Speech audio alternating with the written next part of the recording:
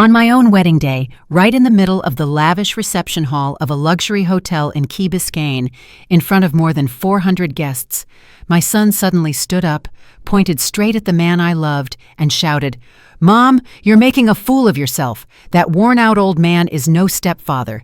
He's just a leech trying to drain every penny you have." The entire room fell silent. My daughter-in-law, Imani, let out a giggle, her black painted nails tapping lightly against the rim of her champagne glass as if she were enjoying some cheap theater show. Her family, an entire row seated in the third aisle, snickered along, their eyes gleaming as though they were watching a free circus act. I froze. My whole body trembled as if the floor beneath me had just collapsed. Then I looked at my new husband, Deshaun Mercer. He was still standing there, strangely calm. His deep, warm eyes were fixed on me. No anger, no shame, not even the slightest trace of being rattled by the insults, only a steadiness that stunned me and comforted me. And when I threw all of them out of my own wedding, amid the curses, the scraping chairs, the slamming doors, Deshaun walked toward me, held my hand, and said a single sentence that steered my life into a direction it would never return from. "My love, I'm a billionaire. But let me tell you the whole story, because what happens next, none of them could ever imagine." Welcome to my channel. Every day, I share deeply emotional real-life stories, things you'd think only happen in movies, yet they happen to ordinary people like us. If you enjoy this journey, don't forget to subscribe and hit like to support me. Now, let's go back to where it all began. I am Cassandra Rowe, and this is the story of the day I learned that sometimes we must lose everything before realizing what truly holds value. And if you think the wedding scene was the worst of it, just wait, because what lay hidden behind that worn-out old man my son insulted that day would bring their entire family to their knees in shock. Follow me to the next part, where all the secrets begin to unfold. I stood in the grand ballroom of the Ritz-Carlton Key Biscayne, wearing my soft silk champagne-colored gown, taking in the magnificent scene I had carefully put together myself. More than 400 pearl velvet chairs aligned perfectly in rows. Tables draped in cream silk linens, topped with tall, meticulously arranged floral centerpieces. White roses, gold-hued lilies, white orchids. Everything looked as if it had stepped out of a luxury wedding magazine. I hired the most famous jazz band in Miami. I hired a chef who once served the president. And all of it was paid with my own savings. Every single dollar. 61 years of work. 61 years of scrubbing floors, cooking meals, and caring for others. 61 years of pouring sweat and tears into every $20 bill I put aside. Today, I wanted only one thing: for my wedding day to be perfect. Because after 15 years of widowhood, 15 years of loneliness that reached down to the bone, 15 years of crying quietly in the dark, 15 years of wondering whether I still deserved love, I had found it again. Deshaun Mercer. He stood beside me at the altar, wearing a simple gray suit, clean down to every stitch. His silver hair was neatly combed. His calloused hands, hands shaped by years of hard labor, held mine firmly. Deshaun wasn't wealthy. He didn't drive luxury cars. He lived in a modest apartment in a working-class neighborhood. But when he looked at me, I felt like the most treasured woman on earth, and that alone was enough for a heart that had endured too much pain. But before everything fell apart at today's ceremony, before my son's outburst made the entire ballroom hold its breath, I want you to understand this clearly. I did not choose Deshaun blindly. I chose him because my heart recognized something I hadn't dared hope for in 15 years. And that journey began on a very ordinary morning. I remember the first time I met Deshaun as clearly as if it were yesterday. It was a Thursday morning at the Little Haiti Farmers Market. I was bent over selecting tomatoes, trying to find the cheapest ones because my retirement budget was running thin. I had to calculate every penny. Then my cart accidentally bumped into a man's cart. Oh my goodness, I'm so sorry. I'm very sorry." I hurriedly stepped back. A tomato from his cart rolled onto the floor and disappeared under a shelf. My knees had chronic pain from years of scrubbing floors, but I still crouched down, reached far beneath the shelf, picked up the tomato, and handed it back to him. "Here you go, sir." He looked at me, warm eyes, and then a gentle smile, one so kind it made my heart flutter in a way I hadn't felt in decades. "Thank you. That's very kind of you." "It's nothing, sir." From that day on, we started seeing each other, every Thursday. Never planned, but at 8 a.m. sharp, I would always find him at the produce section. We talked about the weather, food, and life. He didn't brag. He wasn't arrogant. He genuinely cared about my work, my health, the things I liked. One time, I told him about the night my husband, Marcus Rowe, passed away 15 years ago. He told me before he died, "Cassie, you must keep living. Find new happiness. Don't let sorrow swallow you whole." But I didn't know how to do that. Deshawn was silent for a moment, then said softly, "I lost my wife too, Tamar, breast cancer, 8 years ago. I know how that pain feels." We stood in the middle of the bustling market, two older souls with wounds that hadn't fully healed. After that, we started meeting outside the market. We walked along South Beach. We had coffee in Little Havana. We watched sunsets at Bayfront Park. Deshawn always insisted on paying, even if it was just a $3 coffee.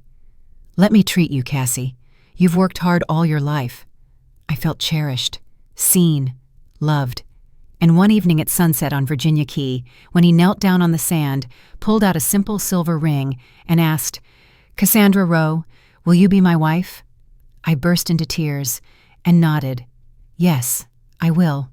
So today, on the most important day of my life, I wanted everything to be perfect.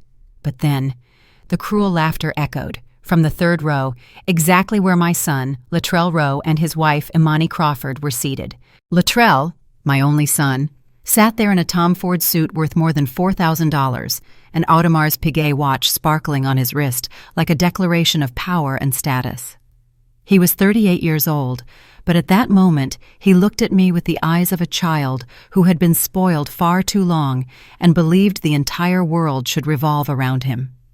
Beside him sat Imani, his wife, wearing a tight red dress, her glossy black nails shining, her perfectly curled hair styled down to each strand. She always knew how to capture attention. And now, they were laughing at me. "Look," Imani leaned toward her mother, Felicia Crawford, whose gold-plated jewelry piled so high it nearly hid her neck. "The old woman is marrying a beggar," Felicia giggled, lifting her ring-covered hand to her mouth as if the insult were the funniest thing she'd heard all day. Poor Cassie. At her age, she probably couldn't find anything better. My cheeks burned, but I forced myself to stare straight ahead at the pastor, clinging to every sacred vow to keep from collapsing. Deshawn gently squeezed my hand, a steady, grounding squeeze meant to say, "It's okay, my love." But I knew this was only the beginning. If I had known that just minutes later my own wedding would turn into a public nightmare, perhaps I would have grabbed Deshawn's hand and run out of that grand ballroom. But I didn't know, and Latrell had never known how to stop himself. The pastor continued, his voice solemn. "Marriage is a sacred union between two people, built on love, respect, and commitment." But from the Crawford family row came more snickering. "Look at his shoes," one of Imani's cousins mocked. "They look like something from a thrift store." "And that suit," another added. "My gardener dresses better." The entire row chuckled as if they were watching a comedy show. They were like vultures waiting for the perfect moment to tear their prey apart. My heart was breaking piece by piece, but Deshawn stood beside me, back straight, calm, almost serene, even with a hint of pity toward people who lived off contempt. His steadiness gave me the strength to reach the most important part, the vows. Deshawn looked into my eyes, his voice warm and low. "Cassandra, from the day I met you, I knew you were the person I wanted to spend the rest of my life with. I don't have material wealth, but I offer you my heart, my unwavering loyalty, and my promise to make you happy every day I still draw breath." Several guests sighed softly, touched. My eyes grew misty. But then, a loud, sarcastic laugh from Luttrell echoed across the room. How pathetic. I froze. Luttrell stood up, champagne glass in hand, swinging it loosely, the smell of alcohol in every word. He had clearly been drinking before the ceremony. Seriously, Mom? This is the man you chose? Some miserable old fool? The entire room went silent. 400 people held their breath. The pastor looked at me with deep concern. Deshawn still held my hand, but his gaze softened, as if he were more worried for me than offended himself. Luttrell, don't! I tried to speak, but my voice trembled with humiliation. No, Mom. Someone needs to say the truth. Luttrell walked to the center aisle, raising his champagne glass high like he was giving a speech at a gala. You worked all your life. You sacrificed everything for me. Dad left you a sizable inheritance. And what did you do with it? You used it to marry some nobody who just wants your money? Imani stood up, arms crossed, a vicious smile spreading across her face. Luttrell's right, Cassandra. He's not a stepfather. He's trash you picked up off the street. The Crawford family erupted in laughter. Her mother, her father, the relatives, they all pulled out their phones recording as if we were performers in their private circus. Standing there, listening to my son spit such cruelty, memories flashed through my mind.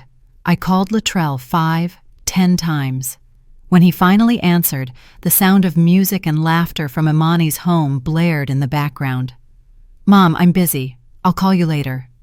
But he never called. I waited the whole day. No text, no call. Yolanda, my best friend, had stopped by with a small birthday cake. Sweetheart, where's your son? I choked up, unable to respond. I needed to borrow $1,000. Luttrell said he didn't have any. 2 weeks later, he posted a photo wearing a brand new Rolex. Treat yourself. You deserve it. Those memories layered inside me like sheets of frozen ice.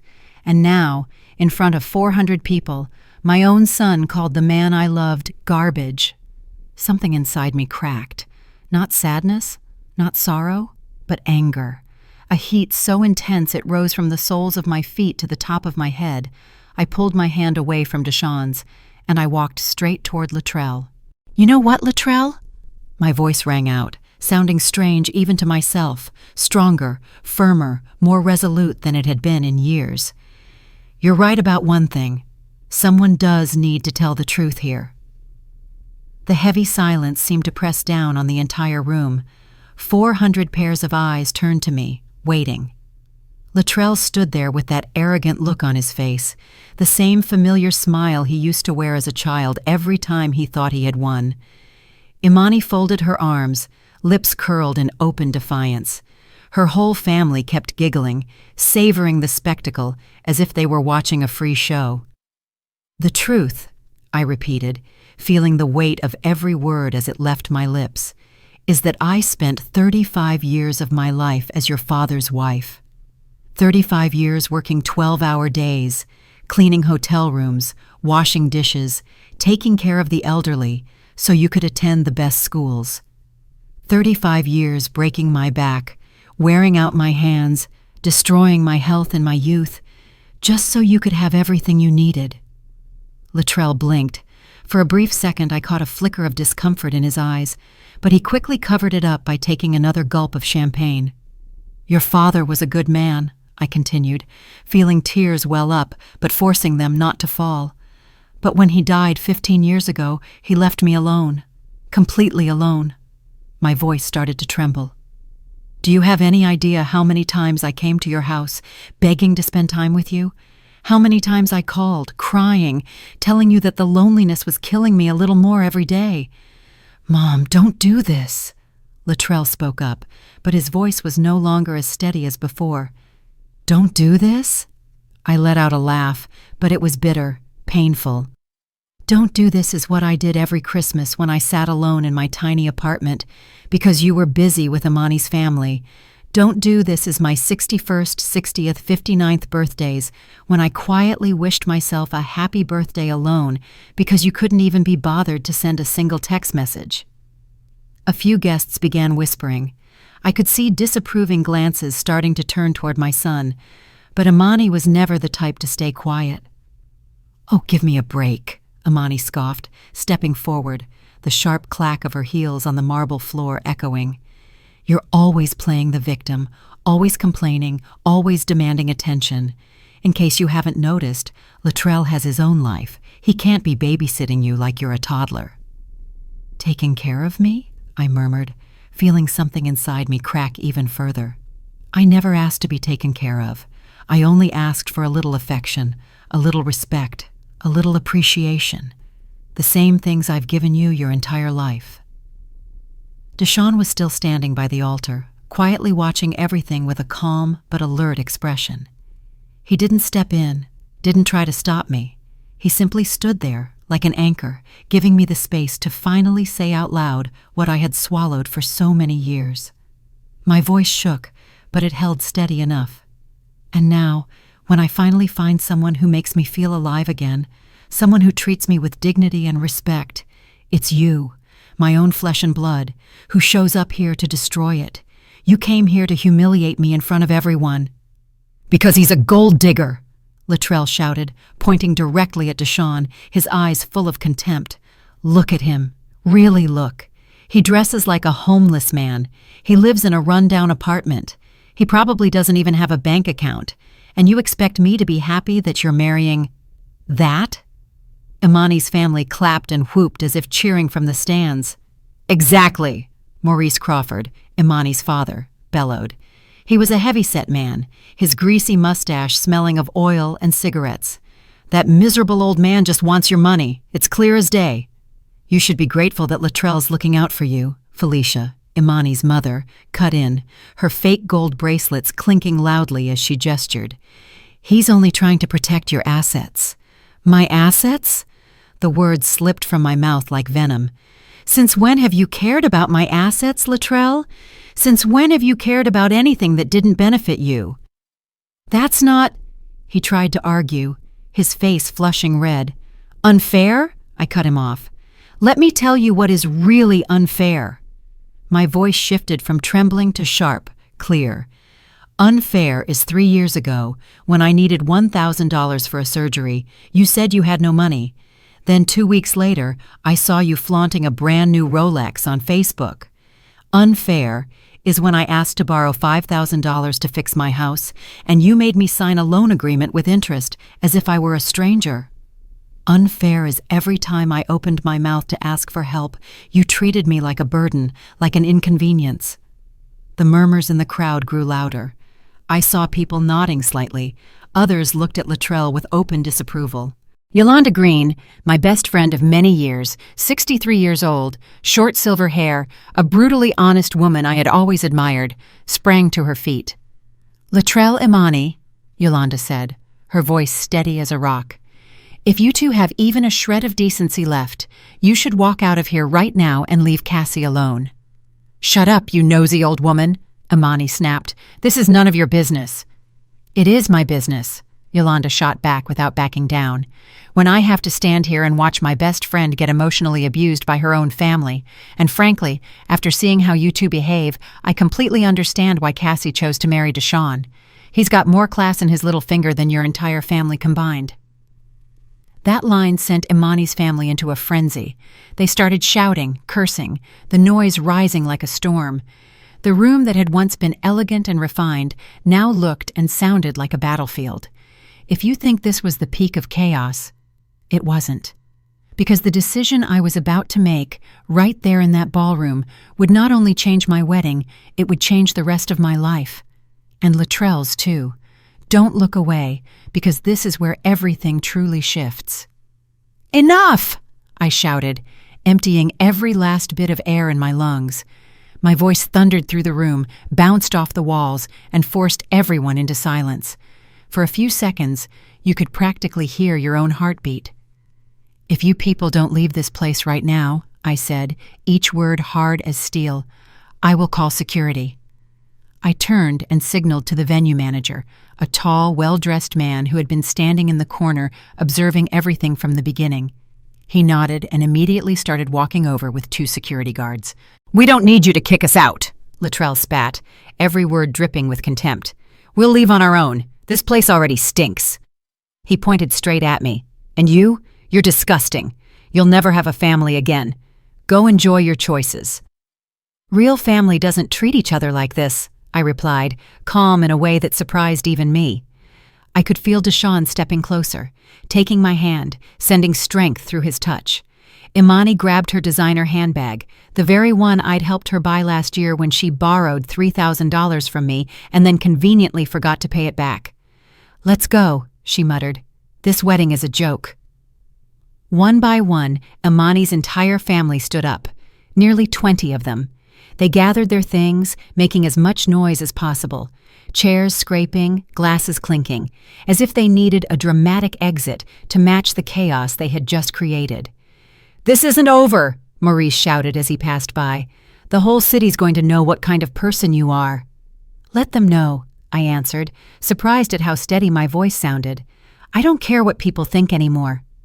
As that toxic crowd filed out, some of them deliberately shoving chairs, throwing napkins on the floor as their final act of defiance, the remaining guests stayed seated, completely silent. It was as if everyone was holding their breath, waiting to see what would happen next. Luttrell was the last to leave. He paused at the door, turned back to look at me one last time and said, "Goodbye, Mom. You're going to regret it when that old man drains every cent you have, but don't come knocking on my door crying." "Don't worry," I replied, feeling the last of my tears spill down my cheeks. "I won't." And then he left. The door slammed shut behind him, the echo slamming into my chest like a final period on a sentence. I stood rooted to the spot in the middle of the ballroom, my whole body trembling.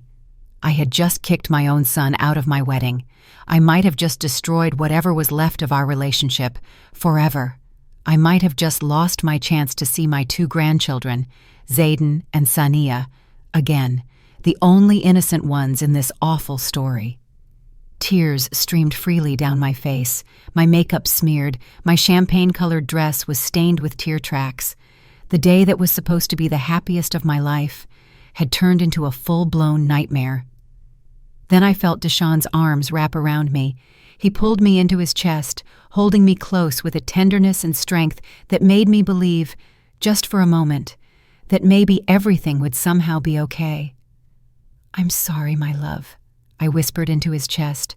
"I ruined everything. I ruined our wedding." "You didn't ruin anything," he said softly, his hand smoothing my hair. "You did the right thing, the brave thing, and I am very proud of you." We stood there for a while, holding each other in the aftermath of the storm. Then the applause began, first from Yolanda, then from my other friends, then from the entire room. It wasn't the kind of applause people give to celebrate.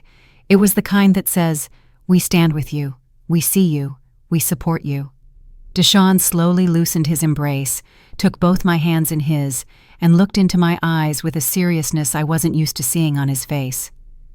"Cassandra, my love," he said slowly, "there's something I need to tell you." "What is it?" I asked, wiping away my tears. He drew in a deep breath, as if preparing to reveal something that could change everything. "I am not the man you think I am." My heart seemed to skip a beat. "Deshawn, what are you saying?" My voice came out shaky. He smiled, a smile both sad and warm. "My love, I am a billionaire." I stared at him as if he had just spoken in some alien language. The word had already left his mouth, had already reached my ears, but my brain stubbornly refused to process it. What did you say?" "I am a billionaire, Cassandra," Deshawn repeated calmly. "I have more than $2 billion in assets, real estate in over a dozen countries, companies, investments, all of it." My knees threatened to give out, and Yolanda quickly grabbed my hand. "Cassie, breathe in, breathe out. Stay calm." But I couldn't breathe.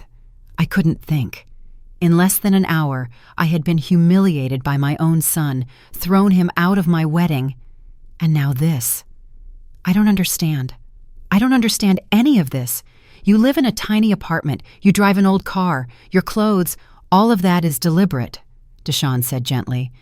After my first wife, Tamar, died of breast cancer 8 years ago, I realized everyone around me only cared about the money. I decided to live simply. I wanted to find someone who loved me for who I am, not for what I own. The room was dead silent, every eye fixed on him. "That's why you dress like that, why you live in that place, why you never let me pay when we go out together," I whispered, as things slowly began to click into place. "Exactly," he nodded. "And I found what I was looking for.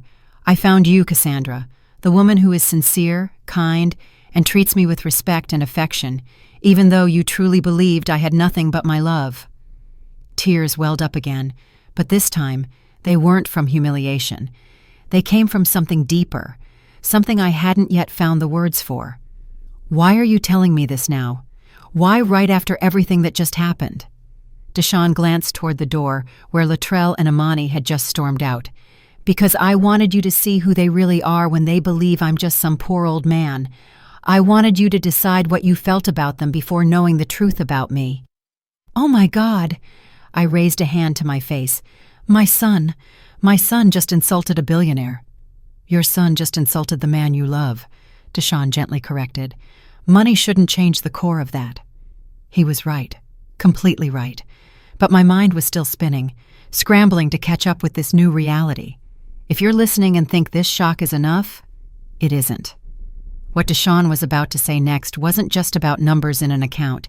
It was a mirror exposing the true faces of the people I called family. $2 billion, I repeated, almost to myself. How did you get that kind of money?" Deshawn smiled, and for the first time that evening, I saw a flicker of pride in his eyes. "I started with nothing, just like you. Worked in construction for 20 years, saved every penny, invested in real estate when no one else wanted it, bought properties everyone said were worthless. I built a whole empire, one brick at a time." His voice cracked a little as he mentioned Tamar. "When Tamar, the woman I loved with all my heart, died of cancer, all that money meant nothing. I couldn't use it to buy her one more day." After that, his friends changed, only calling when they needed loans. Women came into his life, and all he could see in their eyes were dollar signs. Tamar's relatives tried to sue him for her inheritance. I realized money had poisoned every relationship around me, so I decided to disappear from the world's radar, still running my businesses, but changing my lifestyle completely. He looked at me, his eyes softening. "Meeting you, Cassandra, felt like coming back to life. You treated me with dignity. You listened to me, laughed at my terrible jokes, cooked me home meals, opened your door to me, even though my clothes were worn and my car rusty. You loved me for who I am."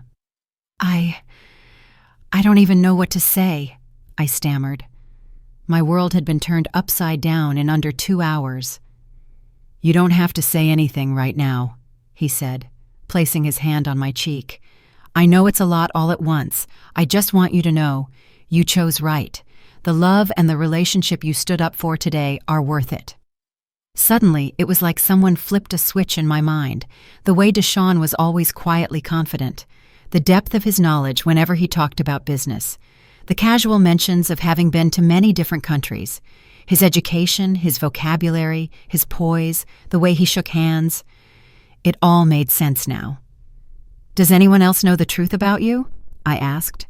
"My attorney, Nathaniel Briggs," Deshawn replied. "He's in the 12th row. He's handled all my legal and financial affairs for the last 8 years.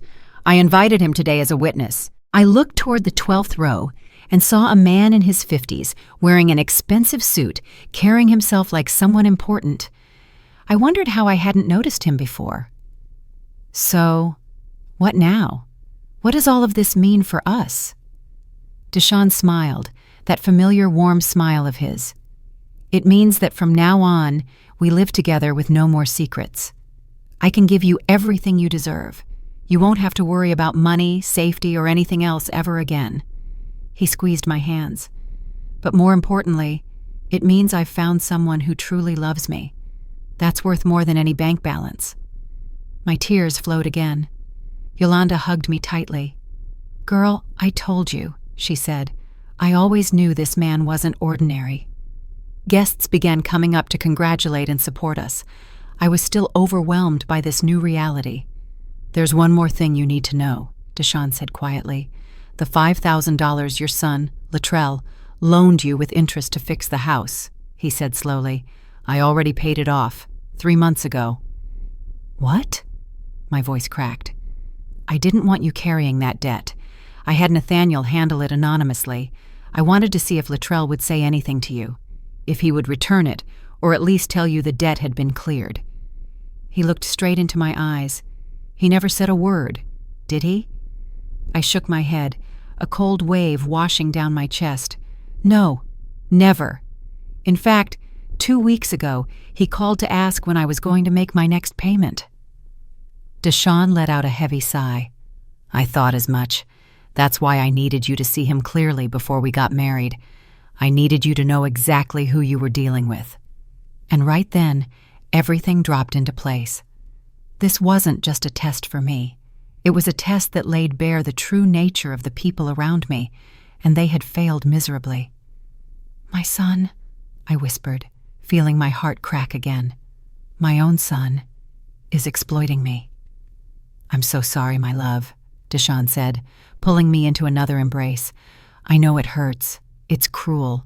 But knowing now is still better than living another 10 years in an illusion." He was right. But being right didn't make the pain any less sharp. My only child, the baby I carried for 9 months, raised with all my love and sacrifice, had stolen from me, lied to me, used me. And today, at my own wedding, he had shown the entire world who he truly was.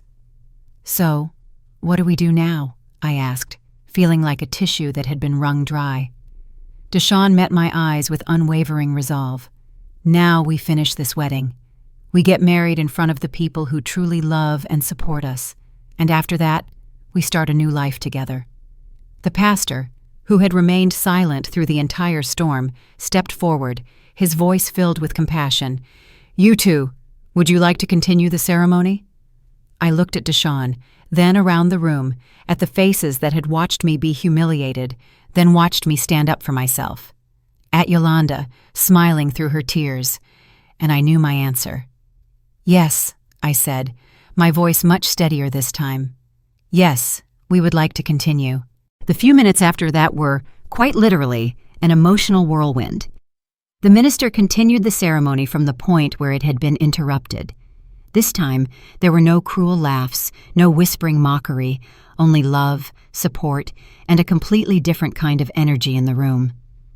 When Deshawn slipped the ring onto my finger, I felt as if I were stepping into an entirely new life. And when the minister pronounced us husband and wife, the room erupted into sincere applause. I kissed my husband.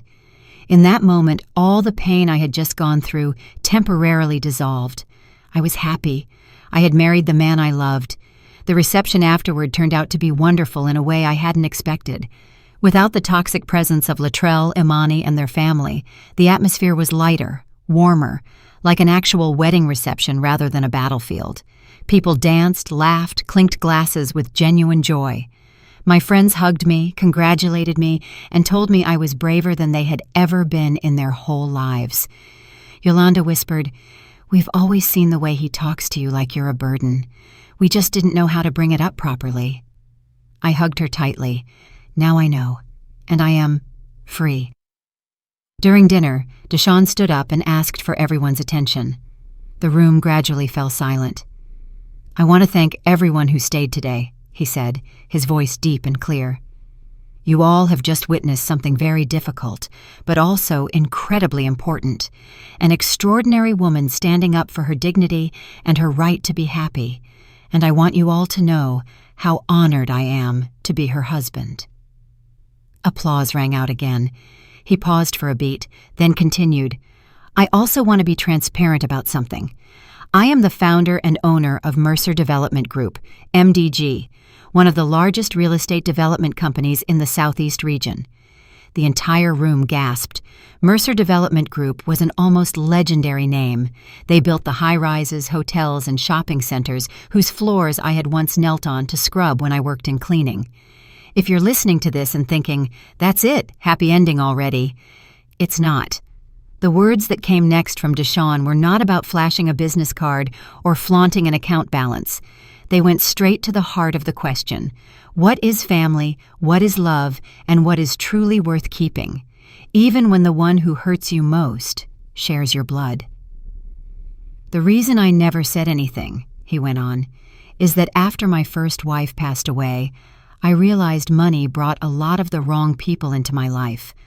I wanted to find real love, not greed, and I found that in Cassandra. He took my hand and gently pulled me up. This woman loved me believing I was just a retired working man. She gave me her heart without expecting anything in return but love. That, ladies and gentlemen, is priceless. So, right here in front of all of you, I promise to spend the rest of my life making her happy, giving her everything she deserves, and protecting her from anyone who tries to hurt her. Thunderous applause filled the room. Yolanda was sobbing. Many of my friends clung to each other as they wiped their tears.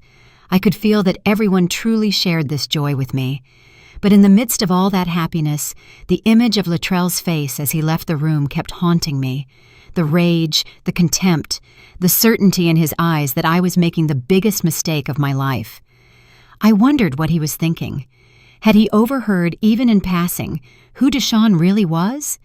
Did he have any idea he had just humiliated a billionaire in front of 400 people? As if reading my thoughts while we were dancing, Deshawn leaned in close to my ear. I know you're thinking about him. That's normal. He's your son. I can't not think about him, I admitted. No matter what he's done, he's still my child, and that hurts so much. I know, he said, pulling me tighter. But I want you to remember this. The fact that he's your son doesn't give him the right to abuse you. Family love does not include abuse, manipulation, or humiliation.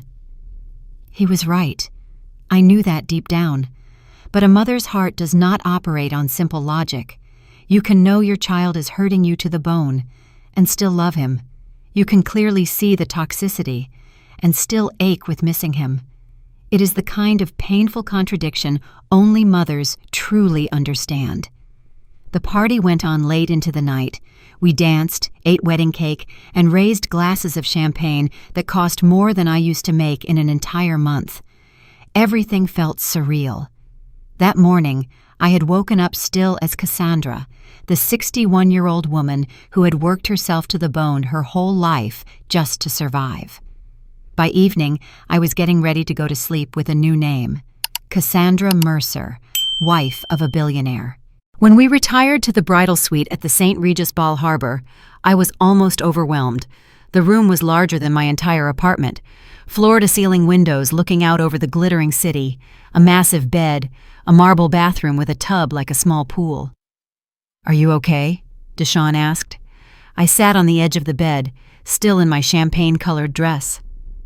"Honestly, I don't know," I said.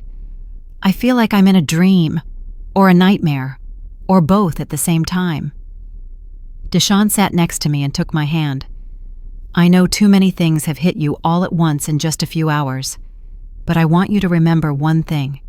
Nothing between us has changed. I am still the man you met 6 months ago, the man who loves your smile, your kindness, your strength. Money is just money. It doesn't define who I am." "But it changes everything around us," I whispered. "Only if we let it," he replied. "We can keep living simply, or we can enjoy a few comforts. You decide. This is our life now." I looked into his eyes. The same gentleness, the same kindness, the same love. I realized he was right. Money hadn't changed who he was. "I want to ask you something," I said after a pause. "Why me? Out of all the women you could have chosen, why did you choose a 61-year-old widow with a troubled son and a complicated life like mine?" Deshawn smiled, the same smile that had melted my heart before. "Do you remember the day we met?" I nodded.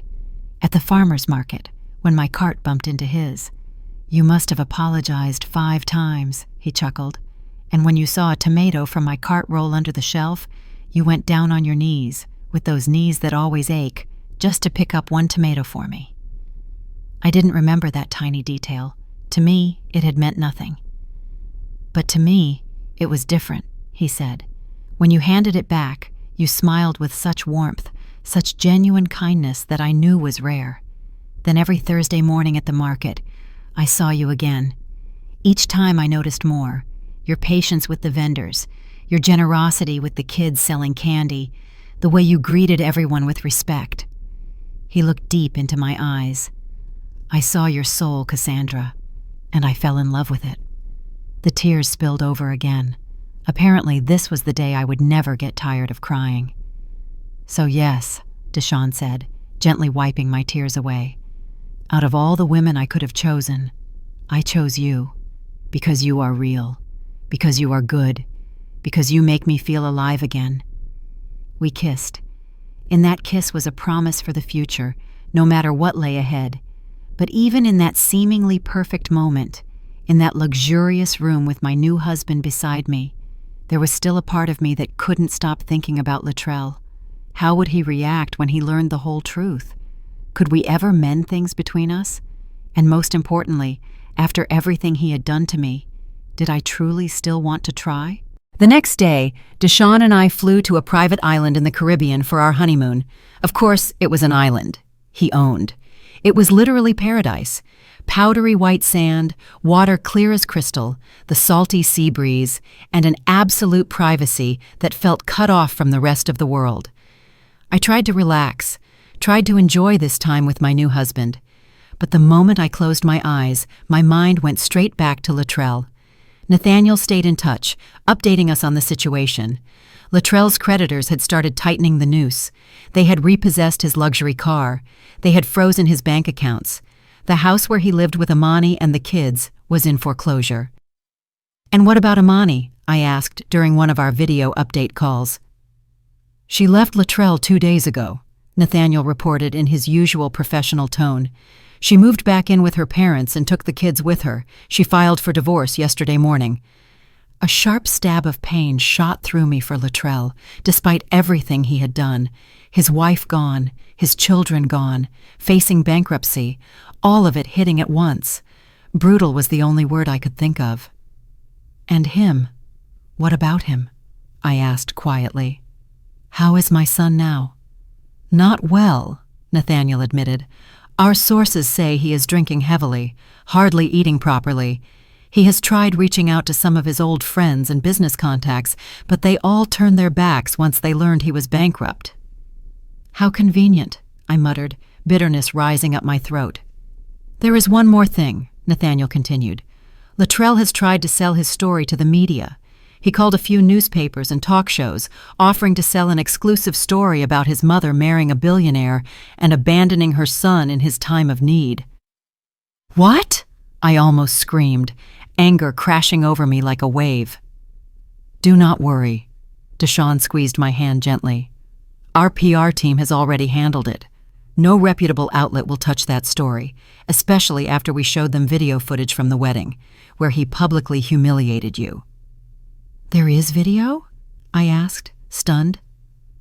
"Of course," Nathaniel replied. "Several guests recorded the whole thing.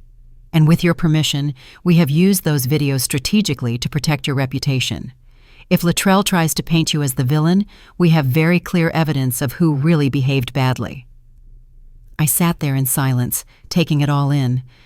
My son had sunk so low. He was trying to sell his own mother to the press. He was trying to use my happiness, my new life, as a way to make money, while casting himself as the victim. If you are listening to this and thinking, if only Cassandra would soften and just rescue him one more time and be done with it, then what comes next will make you ask yourself, where is the line between forgiveness and self-destruction, especially when the person is your own flesh and blood? "I think," I said slowly, "I need to see him." Deshawn looked at me, concern in his eyes.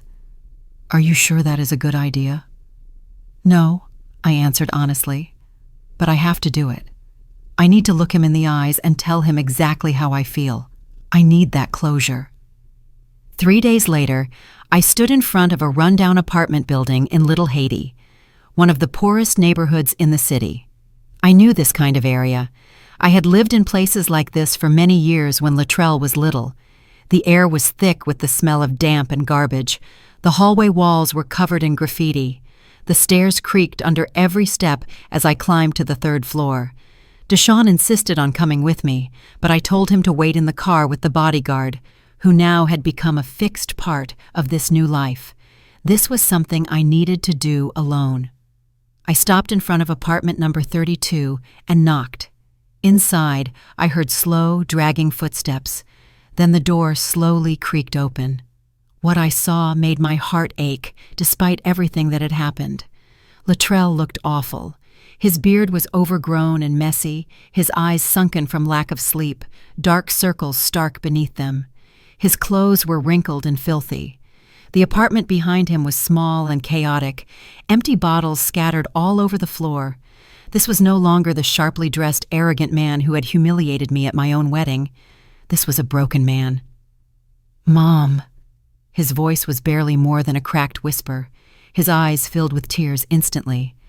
"Mom, you came."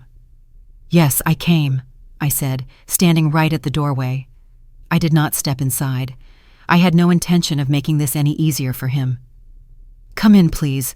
I know this place is terrible, but—" he began, but I cut him off. "I am not coming in, Luttrell. I came to tell you a few things. Then I am leaving." His face fell. "Mom, please. I need to talk to you. I need to explain. Everything has been a real nightmare for me. Imani left me. She took the kids. I have lost everything." "And what exactly did you expect?" My voice sounded colder than I had meant it to, but there was too much pain bottled up. "What did you think would happen after you humiliated me in front of 400 people, called my husband trash, and tried to destroy the most important day of my life, then expect everything to stay the same?" I was drunk. I did not know what I was saying. "Exactly," I cut in sharply. "That is the problem. If you had known Deshaun was a billionaire at that moment, you would never have dared to open your mouth like that." "No, Mom, that is not it. That is exactly it, Luttrell. And that tells me everything I need to know about who you really are. You do not love me.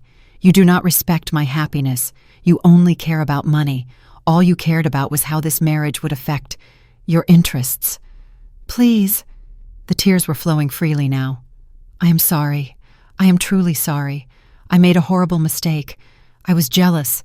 I was afraid of losing you, and I reacted in the worst way possible." "Jealous?" I repeated, incredulous. "You abandoned me for 15 years, and now you say you were jealous?" My voice was shaking, but I did not stop. "You are right about one thing. You are selfish, completely selfish. You are the worst kind of son someone could have. But now you are paying the price. You have lost everything. You have lost it all. And the only thing you have left is me." "You have lost me too," I said. Those words felt like a knife through my own chest, but I said them anyway. "No," he sobbed, collapsing to his knees. "Do not say that. Please do not say that. I will do anything to fix this. Anything." "Anything?" I crossed my arms. "Then why are all the messages you sent to Deshaun about asking for money? Why is there not even one message that is a proper apology to me?" His face went pale. "Mom, how do you know about that?" "I know everything, Luttrell. I know about your debts. I know about the loan sharks. I know Imani left you. I know you tried to sell our story to the media. I know it all." He fell silent, still kneeling on the dirty floor, shoulders shaking. "I am desperate, Mom," he finally said. "I need $500,000 by Friday. If I do not, some very bad people are going to have me killed. They are not joking. They have threatened me twice already." "And you came to me," I said, my voice calmer than I actually felt. "Not because you love me, not because you value our relationship, but because you need money. No, not just for the money. I miss you. I miss having you in my life." "What exactly do you miss, Luttrell?" I asked bluntly. "Having someone you can manipulate? Having your own personal bank that never dared say no? Having someone quietly clean up all your messes for you?" "I miss my mother," he whispered. There was something genuine in his voice that almost made me soften. I miss the way you took care of me when I was little, the way you were always there, the way you made me feel safe and loved. That little boy is gone, I said, feeling a hot sting climb up the bridge of my nose as tears gathered. He turned into a man who values money over people, a man who married a toxic woman and let her poison the relationship between his mother and himself, a man who used his mother for years, then humiliated her for finding happiness of her own. "I can change," he pleaded. "Give me one more chance, just one more. I promise I will be different." "How many chances have I given you already, Luttrell? How many times did I lend you money that you never paid back? How many times did you cancel plans and leave me sitting alone, waiting? How many times did I swallow my tears when you treated me like I was invisible? And what did you do with all those chances?" He did not answer. He just kept kneeling there, crying like a child. "Let me tell you one more thing," I went on, my voice trembling but steady. "Deshaun wants to help you. When he learned about your financial situation, his first instinct was to pay it all off. $500,000 means nothing to him. He could sign that check right now and almost not notice a thing in his account." Luttrell's eyes lit up with hope. He would really do that?" "He would," I confirmed, but I told him not to. The hope on his face turned to shock. "What? Why?" "Because if I save you this time, you will never learn anything. You will never understand the real value of anything. You will never learn to value people over money. You will continue to be the shallow, materialistic man who treated his mother like garbage for years." "But Mom, they will kill me!" he nearly screamed. "Those people are not playing around. They have already threatened my life." "I know," I said, feeling my heart crack as I spoke the next words. "And that terrifies me, because no matter what you have done, you are still my son. I do not want anything bad to happen to you." I paused and took a deep breath. "But I also cannot keep being the one who saves your life over and over. I cannot keep fixing every mistake you make while you never truly face the consequences." "So what am I supposed to do?" he shouted, desperate. "Stand here and wait for them to kill me?" "You are going to do what any responsible adult would do," I replied. "You are going to go to the police. You are going to report the loan sharks. You are going to ask for protection, and you are going to start rebuilding your life from scratch in an honest way." "The police cannot do anything to them. Those guys are big. They have connections everywhere." "Then I will give you something better than money," I said, taking a business card from my purse. It was Nathaniel Briggs's card. "This is Deshaun's attorney, one of the best in the country. You call him. He will handle the legal side, protect you from the creditors, and help you file for bankruptcy in an orderly way." Luttrell took the card with trembling hands. "And after that?" he asked, voice barely audible. "After I am safe, can I see my kids?" That question cut into me like another blade. Zayden and Sanaya. I had missed them every single day since the wedding. "That depends on you," I said. "It depends on whether you truly change, whether you actually learn anything from this, whether you become the man I know you can be, the man I tried to raise you to be." "And the kids?" he asked. "Will I get to see them again? Will they get to see their grandmother?" That question made my chest ache. "I will talk to Imani," I promised. "But she does not owe me anything. If she decides she does not want me to see the kids right now, I will have to respect that." "She hates you," Luttrell said bitterly. "She says all of this is your fault, that if you had not married that old man, none of this would have happened." "Of course she says that," I replied, not surprised at all, because taking responsibility would mean admitting that her own unsustainable lifestyle helped cause this. I turned to leave, but Luttrell called out one last time. "Mom, wait!" he cried. Just tell me one thing. Will you ever be able to forgive me?" I stopped in the hallway and looked back at him. "I do not know, Luttrell. Honestly, I do not know." I swallowed the lump in my throat. "But I can tell you this. I want to be able to forgive you. I want to believe that the son I once knew is still in there somewhere, beneath all that pride and greed. So show me. Prove to me that you deserve it. Then I walked away. The door closed behind me, not with an angry slam, but with a soft, sad click, like the closing of a painful yet necessary chapter of my life. 6 months later, I was sitting on the porch of our new villa, a beautiful house overlooking the ocean, designed by Deshaun himself to match every little preference of mine. The salty sea breeze brushed my face as I sipped a hot cup of coffee and watched the white waves crash against our private beach, as if they never got tired. This was a life I had never dared to dream for myself, and yet here I was, actually living it. The phone rang. It was Yolanda. "Cassie, turn on Channel 7, now!" My heart thudded. I grabbed the remote, turned on the TV, and what appeared on the screen made my breath catch. It was Luttrell, but not the wrecked, broken man I had seen 6 months earlier in that messy apartment. He was wearing a simple but neat suit, standing in front of a group of teenagers at a community center in Overtown. "1 year ago," Luttrell was saying to the camera, "I lost everything. I lost my house, my marriage, my money. But the worst part was almost losing my mother. Today, I am not standing here for you to feel sorry for me, but so you can learn from my mistakes." The reporter asked him about his downfall and his journey to get back up again. Luttrell spoke honestly about debt, about living beyond his means, about choosing material things over the people he loved. "My mother," he said, his voice tightening a little, "gave me the hardest but most important lesson of my life. She let me fall. She let me face the consequences of my own actions. At first I hated her for that, but now I understand that was the greatest kind of love she could have shown me." The segment continued, showing Luttrell filing for bankruptcy with Nathaniel's support, and footage of him working for a construction company, starting over as an assistant. They filmed his current apartment, small but clean and organized. They showed him speaking in classrooms and community centers, sharing about financial management and the dangers of materialism. "And what about your relationship with your mother?" the reporter asked. Luttrell glanced down for a moment, then looked up again. "We are taking small steps," he said.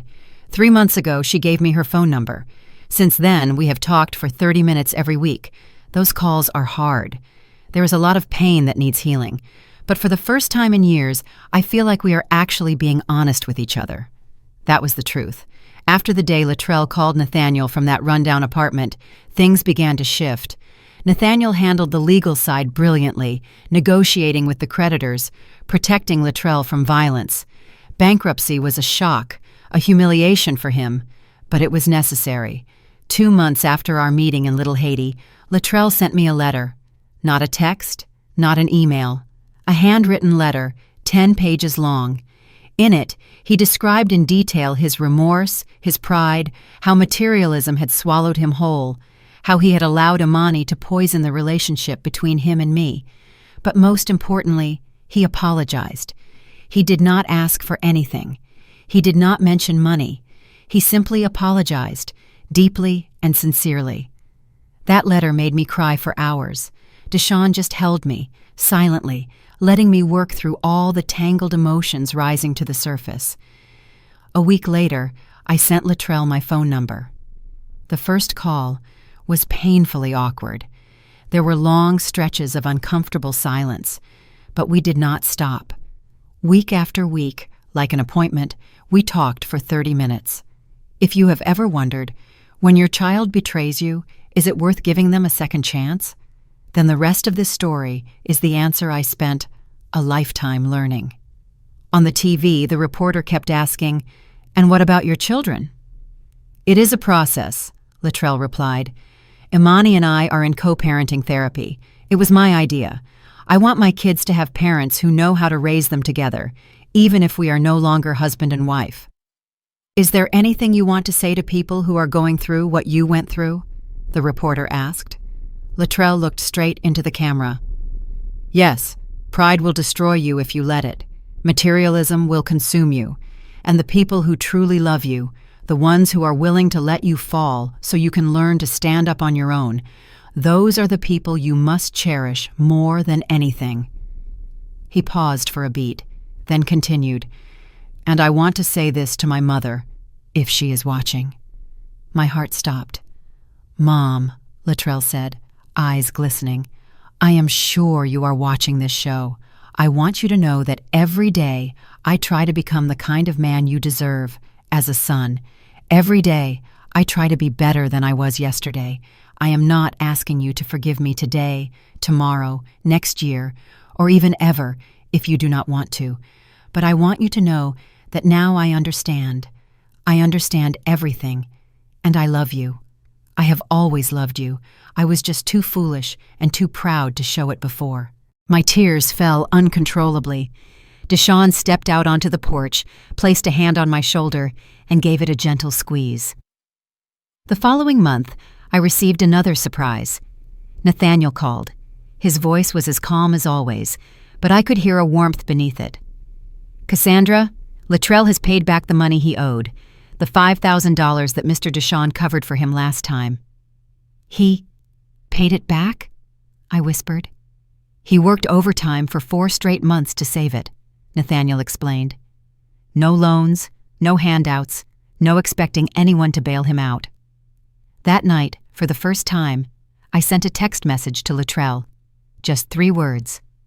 "I am proud of you." 20 minutes later, he replied, "That means more to me than any amount of money in this world." 2 weeks after that, we met at a neutral coffee shop. At first, the air was heavy. There was so much to say, and yet we did not know where to begin. Slowly, the words started to come. About his new job, about his talks with teenagers, about therapy, about the nights he lay awake in his small apartment, thinking about what he had done to me. "Do you want to see the kids again?" I asked carefully. Latrell's eyes lit up. "Do you really want that, Mom?" "They are my grandchildren," I answered simply. "I never stopped loving them." The reunion with Zayden and Sanaya was one of the most moving moments of my life. They ran into my arms, shouting, "Grandma," as if there had never been any distance at all. Children do not carry the battles of adults in their eyes. They only remember the grandmother who baked for them, who held them as they slept, who looked at them with all the love in the world. Deshawn was wonderful with them. He taught them how to swim in the pool. He told them stories. He showed them that being wealthy does not make you a king above everyone. It just gives you more responsibility to use what you have in the right way. One afternoon, as we sat on the beach watching Zayden and Sania chase each other along the sand, Latrell said quietly, "Thank you for not giving up on me." "Parents do not abandon their children," I replied slowly, "but sometimes we are forced to let them fall so they can learn how to fly." Deshawn and I created a charity in the name of his first wife, Tamar. The Tamar Foundation is for older women abandoned by their own families, just like I once was. It was my idea, born from my own wounds and my journey of healing. We also set up a trust fund for Zayden and Sania, $10 million for each of them, only accessible when they turn 25, to study, start a business, or pursue whatever dreams they choose. No matter what Latrell had done, the children were innocent. They deserved a better start. One evening, exactly 1 year after our wedding, Deshawn and I held a vow renewal ceremony.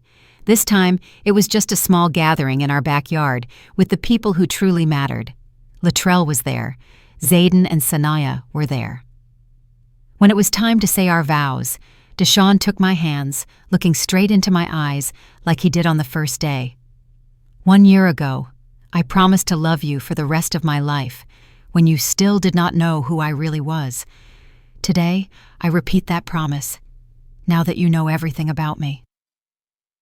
After the ceremony, Latrell walked up to Deshawn. "Mr. Mercer," he said, voice thick, "I have never properly apologized to you. You are a good man. My mother is incredibly lucky to have found you." Deshawn held out his hand, calm and steady. "The past. Let us leave it where it belongs, Latrell. What matters is the man you are today." They shook hands, and in that moment, I felt something inside me heal, a small, quiet, but undeniable shift. That night, curled up in Deshawn's arms, I thought about everything that had happened in a year. A year ago, I was humiliated on my wedding day, in front of 400 people. Now, I not only had love and safety, but also purpose, dignity, and a kind of peace I had never known in the first half of my life. "What are you thinking about?" Deshawn asked, his finger tracing soft lines on the back of my hand. "I am thinking," I smiled, "that my whole life has changed forever, and I would not change any of it." "Why?" he asked. "Because everything that happened led me exactly where I needed to be. It showed me who I really am. It taught me how to protect myself. And in the end, it brought me to you." Deshawn kissed my forehead. "You are the strongest woman I have ever known, Cassandra." I shook my head slightly, smiling through my tears. "No, I am just a woman who had to learn to be strong when there was no other choice. And that is what makes the difference." A few months later, on a sunny afternoon in Miami Beach, I was sitting in the office of Nathaniel Briggs on a high floor of a glass tower on Brickell Avenue. From the large window, the ocean and the city seemed to stretch out beneath my feet. Nathaniel, calm and professionally composed as always, was explaining my investments, assets, and the legal responsibilities that now came with my new position. "Mrs. Mercer," he said, his voice carrying genuine respect, "you have full access to all of Mr. Mercer's primary bank accounts. You have complete authority over his funds." I still was not used to hearing things like that. Just 2 years earlier, I had been sitting with a cheap calculator, counting every penny to make sure I could pay the rent. Now I was being told I had access to billions of dollars. "In addition," Nathaniel continued, "Mr. Mercer has transferred ownership of 3 properties to your name: a beachfront house in Key West, a condo in downtown Miami, and a mountain retreat in North Carolina. He has also set up a private investment fund in your name with an initial value of $50 million. $50 million. For me, for a woman who had spent most of her life worrying about every single coin and every single bill." That night, as we sat on the balcony watching the sun set over Biscayne Bay, I turned to Deshawn, my heart still a little unsteady. "Deshawn, this is too much. I cannot accept all of this." "You can," he said firmly, "and even more than that." He looked at me and then reminded me, "Do you remember telling me about the Tamar Fund, about how you wanted to help older women who have been abandoned by their families?" I nodded. It was a story I had carried in my heart for a very long time. "I want you to run it," Deshawn said. "Completely. It will be your project, your vision, your legacy." Tears rose and blurred the sunset in front of me. "You really want me to do that?" I choked out. "You have lived through exactly that, Cassandra." He placed his hand over mine. "You know the pain of loneliness, the feeling of being invisible, of being turned away by the very people you love most. Who could be more suited to help women like that than you?" That is how the Tamar Mercer Foundation was born. At first, we could only help a few women each month, but within just a year, the network had spread across Florida. We provided financial support, counseling, legal services, and most importantly, a community, so they no longer had to face their loneliness alone. One of the first women was Gloria, 68 years old, abandoned by her children after her husband died. Her story was like a different version of my own life. Children who only called when they needed money, holidays spent alone, the feeling of disappearing inside your own family. Sitting with Gloria in the foundation office, holding her hand, I saw my own reflection from 5 years earlier. "You are not alone," I told her, slowly emphasizing each word, "and you deserve to be loved, to be respected, to be seen." Gloria cried on my shoulder. "Thank you," she sobbed. "Thank you for understanding." That was the moment I knew. This is what I was born to do. If you are still watching this and wondering, am I too old, too late to start over, to live a more meaningful life? Then what comes next is the answer from the future that one day might be yours too. During that time, my relationship with Latrell continued to heal, not overnight, Not easily, but in small, steady steps. Luttrell completed his training at the construction company and was promoted to supervisor. He began to save, to live more simply, and he devoted every Saturday to being with his children. Imani and Luttrell were officially divorced, but they found a way to co-parent. Not perfectly harmonious, but functional. And alongside that, bit by bit, the trust between Luttrell and me was rebuilt. There is one day I know I will remember for the rest of my life. Zayden, 9 years old at the time, came running to me on the beach, clutching a drawing in his hand. "Grandma, I drew our family." On the paper were stick figure people drawn in a child's uneven lines. Me, Deshawn, Luttrell, Imani, Zayden, and Sania. All of us standing side by side, holding hands, smiling. "It is beautiful, sweetheart," I said, pulling him into a hug. "You know what the best part is?" he whispered. "Dad says Grandma taught him a really important lesson, that sometimes a person has to lose everything to find what really matters." From the mouth of a child. That night, I told Deshawn about the drawing. "The kids get it," I said, still amazed. "Even though they are just children, they understand." "Children see more than adults think," Deshawn smiled. "They see love. They see forgiveness. They see hope." A year and a half after our wedding, Luttrell came to me with a completely different request. "Mom," he said, "I am organizing a financial management workshop for young parents. I was wondering, would you do it with me? You tell your story, and I tell mine." I looked at my son, the man he was becoming, and felt a warm, glowing pride spread through my chest. "You know what?" I smiled. "I think I would like that." The workshop was held at a community center in Liberty City.